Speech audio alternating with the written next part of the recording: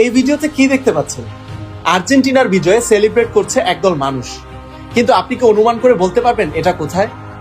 এটা স্বয়ং গাজায় একদল মানুষ আর্জেন্টিনার জয় উদযাপন করছেন। এবার এই ছবিগুলো একটু দেখুন। আর্জেন্টিনার রাজধানীতে ফিলিস্তিনের প্রতি সমর্থন দিতে রাজপথে নেমে এসেছে একদল মানুষ। লিখেছেন প্রতিবাদী স্লোগান, যেখানে লেখা প্যালেস্টিনা liberty, Netanyahu as a গুদা, Trump ফিনান্সিয়া। এর অর্থ হচ্ছে স্বাধীন ফিলিস্তিন, নেতানিয়াহু হত্যা চালাচ্ছে, ট্রাম্প সহায়তা করছে। কি বুঝলেন? সব আর্জেন্টাইনরা গাজা বিরোধী নাকি মিডিয়ার সৃষ্টি? বাংলাদেশে একদল মিডিয়া, একদল মানুষ লিওনেল মেসি কিংবা আর্জেন্টিনাকে গাজা বিরোধী বানিয়ে অপপ্রচার চালাচ্ছে দিনের পর দিন। তারা কি জানে লিওনেল মেসি এই রক্তচোষা দলের বিপক্ষে ম্যাচ খেলতে রাজি হননি? হাজার কোটি টাকার অফারেও টলেননি LM10। এগুলো কি স্রেফ অপপ্রচার, নাকি গুটি কয়েক মানুষের কারণে পুরো আর্জেন্টিনাকে ভিন্নভাবে মানুষের সামনে প্রেজেন্ট করা হচ্ছে?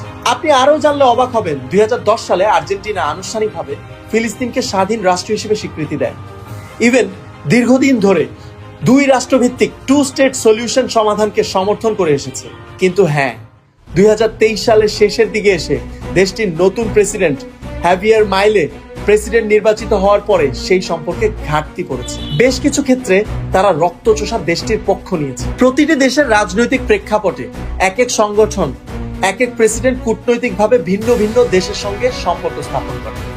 তাতে করে কি আপনি ওই রাষ্ট্রের সবাইকে একটা দেশের বিরোধী বানিয়ে দিতে পারেন?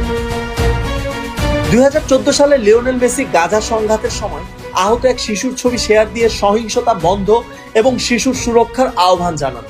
শুধু লিওনেল মেসি কিংবা আর্জেন্টিনা নয়, এই বর্বর দেশটির এই অমানবিক পাষণ্ড বর্বরতা আসলে কেউই সমর্থন করবে না, কিছু কুলাঙ্গার দেশ তথা কিছু কুলাঙ্গার মানুষ ব্যতীত।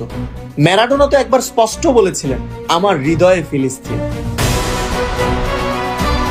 এখন আপনারাই বলেন, রাষ্ট্রীয় এবং ব্যক্তিগত সমর্থন কি কখনো পুরো জাতিকে আটকে রাখতে বাধ্য করে? নিশ্চয়ই না।